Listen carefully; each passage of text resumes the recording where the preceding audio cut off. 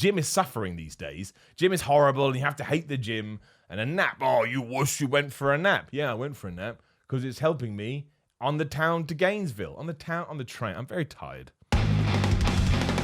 Time and Ned of the Bald A-hole here, leader of the BLC Club. Watch other videos if you don't know what I'm talking about. And look, have you probably heard some of these fitness tips before? I don't know, because I'm not you. But every time I do these videos, at least one person goes, well, I knew about that. Okay, I'm not like the keeper of the secrets. I'm not a He-Man.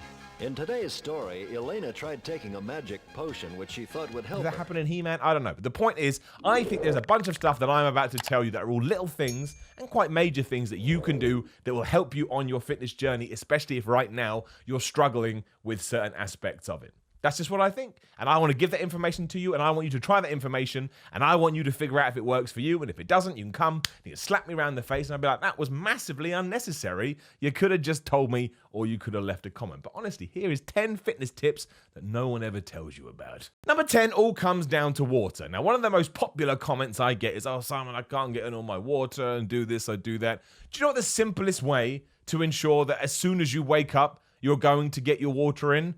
Drink a liter of water.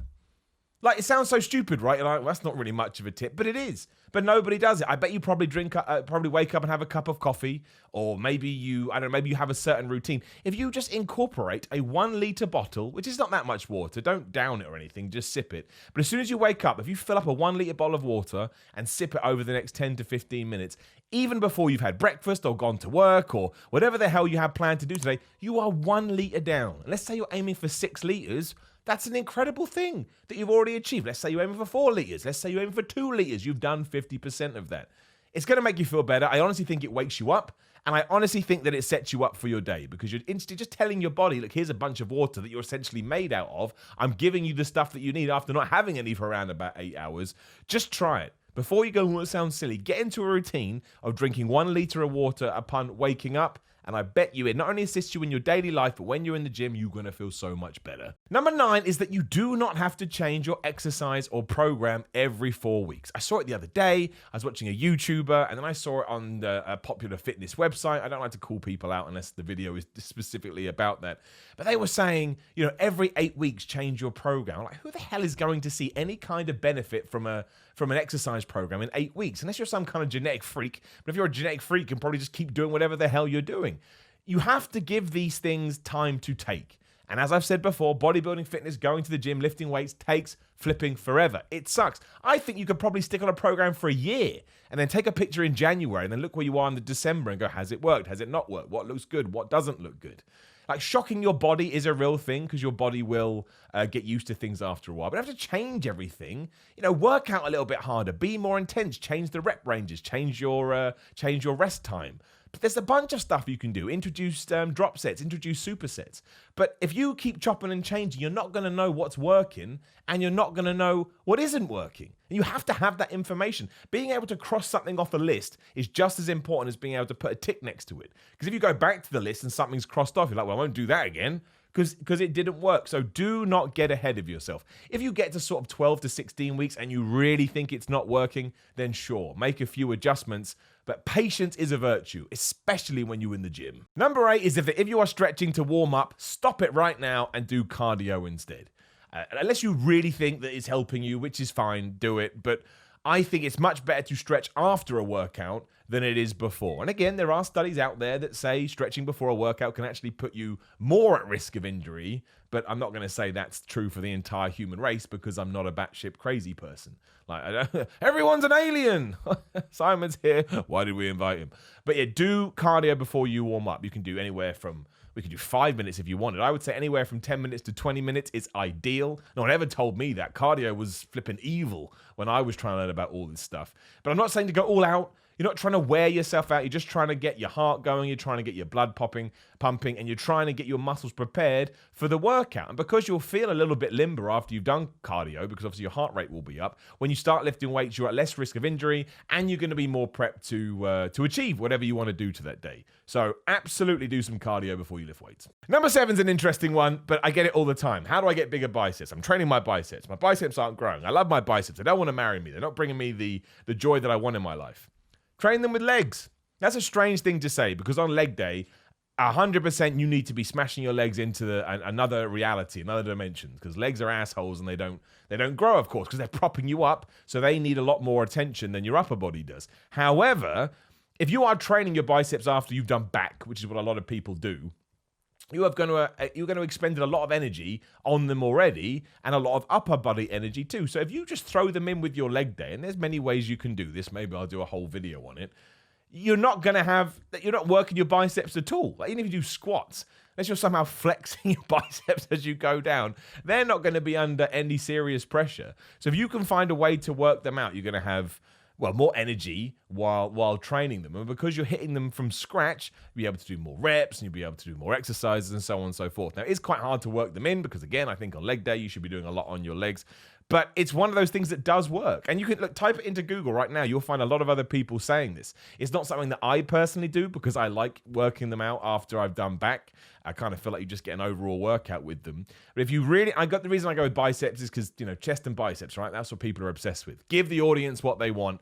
I truly do think that in a certain period, your biceps will be more on the bicep bandwagon. Oh, it absolutely kill me. The bicep bus. Oh, there it is, the bicep bus. Number 6, which is a personal one to me, I say go to the gym at the same time every single day. It's not going to be every single day because that's not how life works. Some days you'll be able to go to the gym, ring, and it'll be your boss. They'll be like, oh, Dave, you got to do 72 pieces of paperwork. You're like, it's 450, you absolute dick. But he's your boss. He is a dick. But if you can just get into that routine, it's going to help you more. I mean, talking about your job, if your boss did go to you, just come in whenever the hell you want. Most of us would have a plan and go from 10 till 5 or whatever the hell it would be. But some of us would go, I'll go at 10, I'll go at 11, I'll go at 12, I'll go at 1. Then before you know it, you turn up to work at 8 p.m. and you've got to work through the night. It's just all about routine and what you're telling your brain. The reason you get to work at 9 a.m. when you wake up is because, again, you've fallen into this pattern when the brain knows, I've got to be at work at this time. So you set yourself the day up that way. If you've told yourself every day or whenever, we're going to go to the gym at 5 p.m., maybe even Monday, Wednesday, Friday, Sunday, we go to the gym at 5 p.m., just by nature, just by in your subconscious, you'll start aiming. If you have a piece of work to do at 3:30, like, I better get that done before 4:45 because I want to go to the gym. It's a massively important thing to do. If you have decided that 5 p.m. is gym day, you are more likely to go. You're more likely to put you in a position where you do get there on time. And then, you deal with the fallouts as and when it happens. But you should treat it like something that you want to do, of course. That's the most important thing in the world. But also treat it like something that you should do, because then again, you'll make sure you go. Number 5 is forget weight, forget strength and all of that. Of course, it's massively important, but I'm talking about more from a beginner point of view. Focus on form and focus on time under tension. Now, the form thing is everywhere. Form is most important. Form is the most important. You're like, yes, boss, yes. But the time under tension thing, I didn't really learn probably till 2-3 years ago. And obviously what I mean by that is the amount of time your muscle is under tension, how much pressure you're putting on it.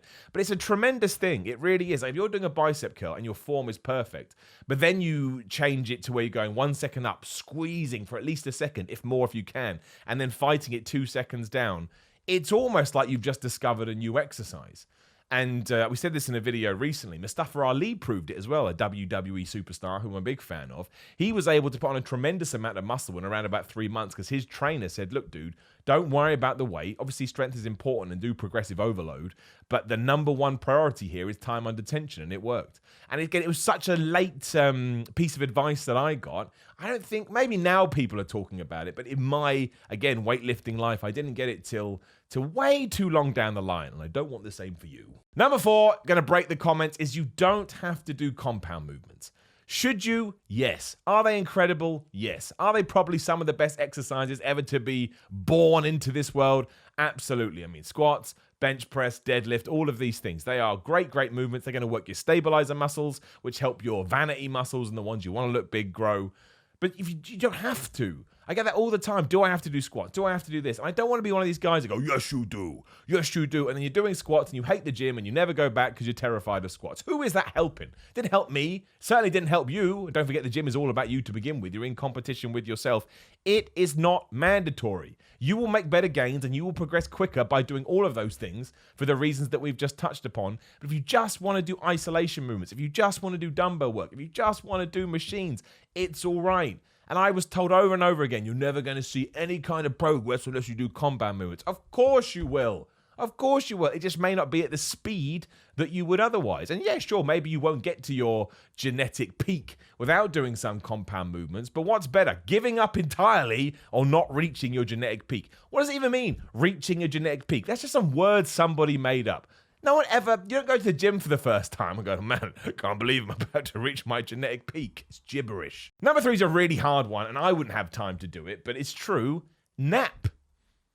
Sleep and recovery is the most important thing. Well, it's not. They're all important. But, none of us get enough sleep or recovery. And sometimes it can be massively difficult to get 8 hours of sleep. And if you look at any kind of pro bodybuilder, they are taking naps all the time. Eddie Hall, world's strongest man, would nap all the time because your body needs to recover. Your body needs to be in a state of growth. So even if you can fit in, how long's a nap? However long the hell you can do. It's a kind of a silly one because the world is so demanding these days. You go, oh, I've got an hour to nap. But if you do, and you are in that privileged position, and hell yeah, more power to you, plan in a couple of naps a day. It truly does work.